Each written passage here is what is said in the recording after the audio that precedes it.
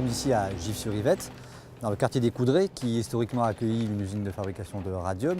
Et la démolition de la maison, vous voyez derrière moi, c'est l'aboutissement d'un long projet de réhabilitation. La maison en elle-même n'est pas polluée parce qu'elle est de construction récente. Elle a été construite bien après la fin des activités sur le radium.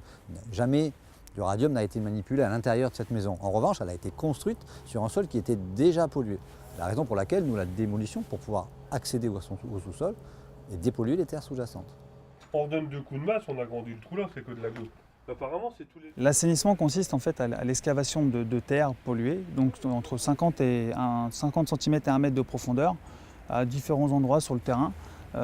Ces terres ensuite seront reconditionnées en big bag, caractérisées, puis évacuées vers le centre de stockage de l'Andra, dans l'eau, qui se situe dans l'eau.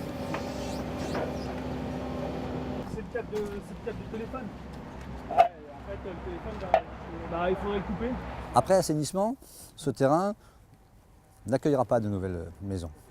Il sera réaménagé en espace vert. Pourquoi? Parce que c'est le projet qui peut présenter le meilleur compromis entre son coût et ses avantages.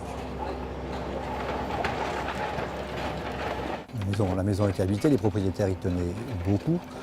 Il a fallu de longues discussions pour amener les propriétaires à admettre qu'effectivement la meilleure solution pour eux, c'était d'accepter de vendre la maison à l'Andra et de se reloger ailleurs.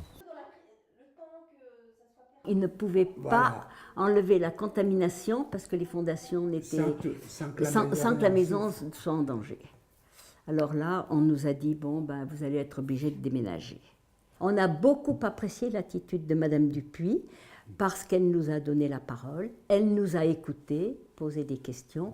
On a eu l'impression qu'on existait en tant que personne. Hein?